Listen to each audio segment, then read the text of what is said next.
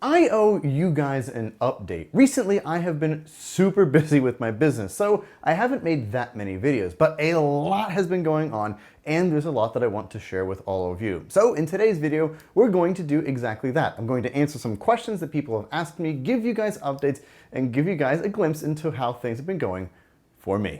Let's start right off the bat with KennanR, my new business. How have things been going? Well, pretty well so far. I've auctioned a couple of cars, but most of the time what I've spent my time doing is getting things ready. That's talking to clients, understanding their needs, contracting with them, getting the cars here, getting all the pictures taken, all of that stuff, arranging all of the components of that. So I've lined quite a few cars up that kind of stretch out a little bit, because if I have them go all live at the same time, that's a lot to manage. And so I've kind of spread it out a little bit, and we've got a lot of cars that are currently in the process. So far, so good. Since I've launched the business, I've sold a couple of cars. Most notably, recently, I sold a Bentley Continental GTC V8, which you saw on this channel, and I sold this Huracan STO for a world record price. Now that car, I knew it really well. It wasn't located here in San Diego. The car is actually in a very rural part of Alabama known as Florence. Shout out to Florence and Muscle Shoals.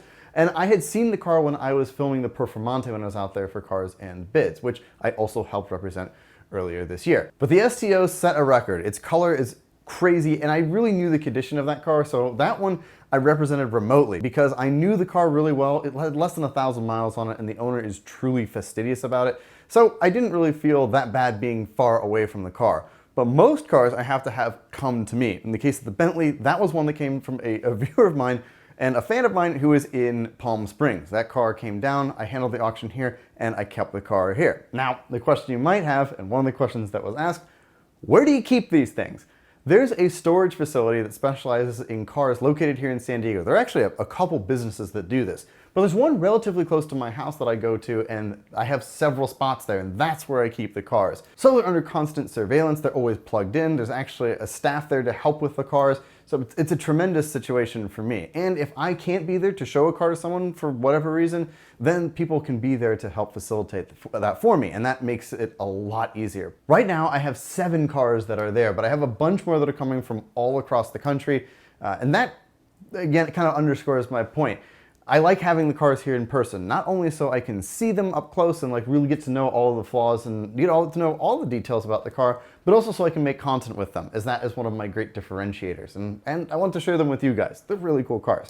So most of the cars do come to me, and most owners are okay with that. A lot of people I'm dealing with want the full hands-off experience. So they hand me the keys, I do all of the work, I hand them a check at the end. The one thing I'm seeing with my clients is they love the cars, they just don't want to do the work involved with selling them. They want them to go to auction as well, but oftentimes they don't know maybe how to do the comments, or they don't know what they're doing when it comes to photography.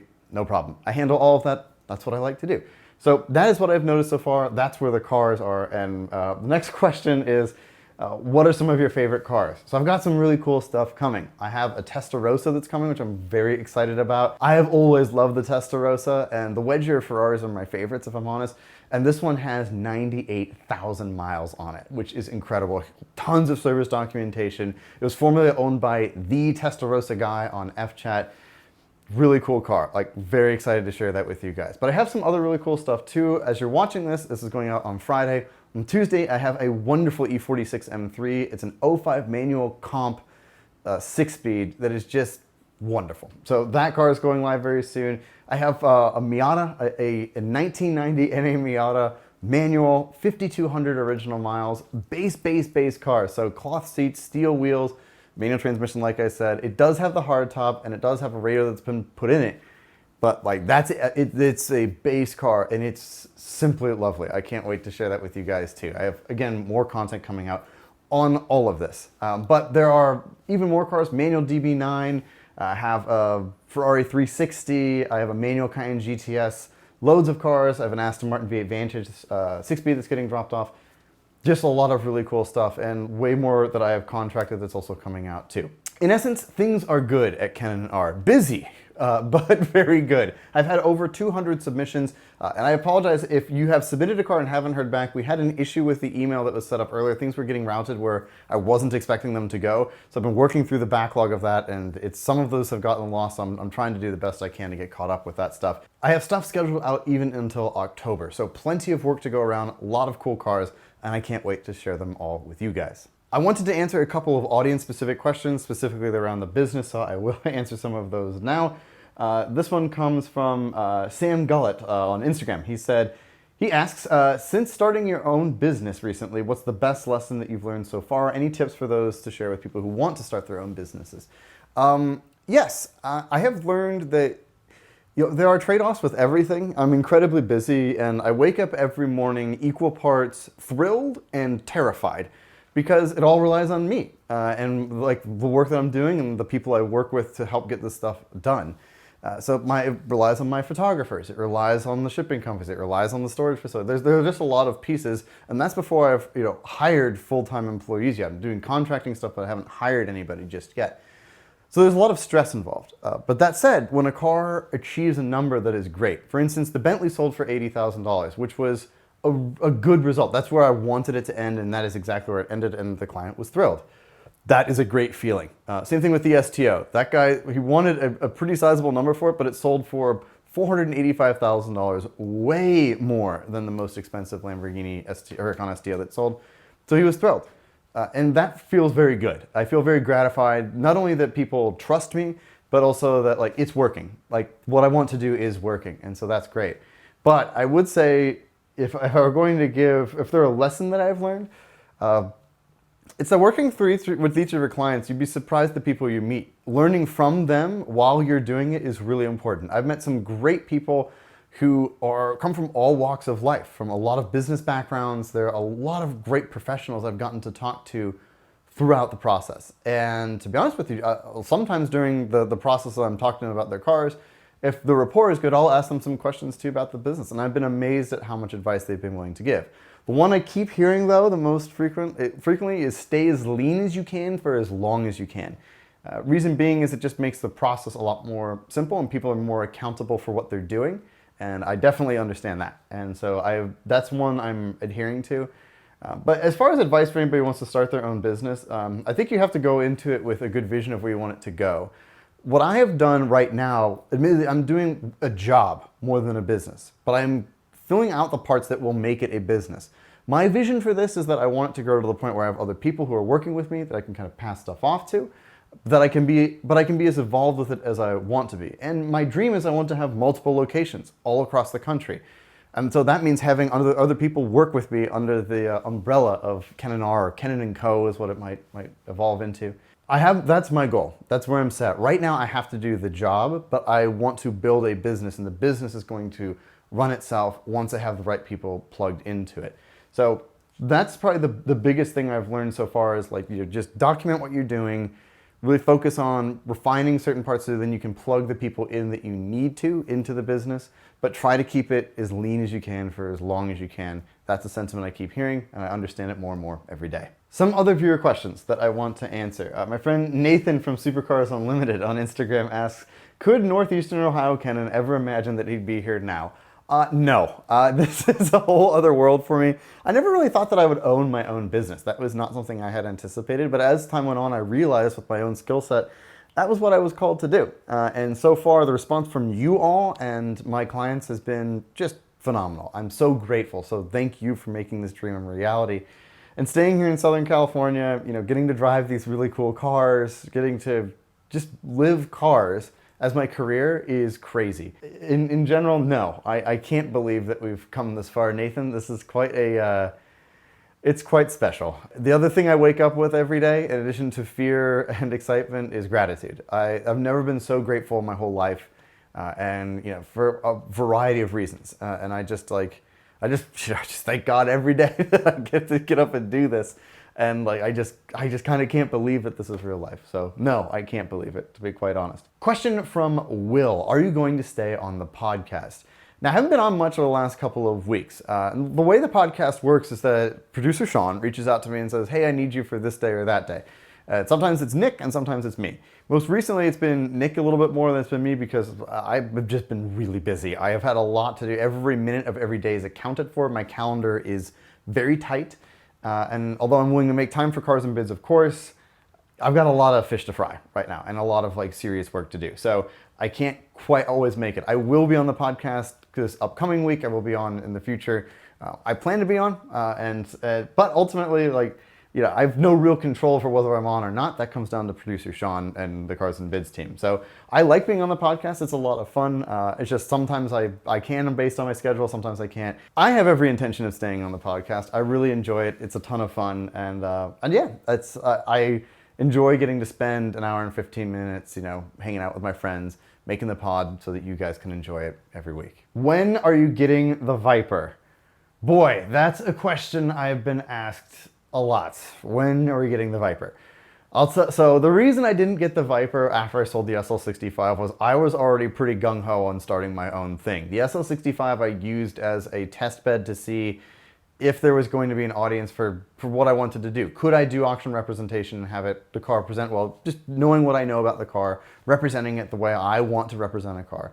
And it was abundantly clear from the audience that, yeah, there's something there. And that's why I tested it with some of my friends' cars, and then, of course, eventually launched the business myself. So I put off the Viper for that reason. Now, though, it's really hot in San Diego, and having a first-gen Viper in the heat is not a fun thing. For those of you who are unfamiliar, the Viper has side pipes. The one I want, the first-gen, has side pipes. The catalytic converters for those are like right in the footwells. So they get really hot and just pump heat into the car, and it's rough. I also really want an early one. A 92 would be ideal, and in 1992, the Viper did not have air conditioning. It was not standard, I think, until late 1993 or midway through 1993. It wasn't even standard, it was optional. So yeah, the other reason is that we found one. So a friend of mine sold this Viper to this particular client of his back in 1996. The guy has had it ever since then. It's a 92. It's in Texas. It's been kept in a climate-controlled garage its whole life. And it's a really mint one. So that's the one I want, and I'm waiting a little bit for that to come to fruition. But the main reason, honestly, now is I'm just waiting for the heat to die down. I thought about this on July 4th. There's no way I'd be driving that car on that weekend, despite the fact that it's American and God bless, and I want to be out there in my Viper.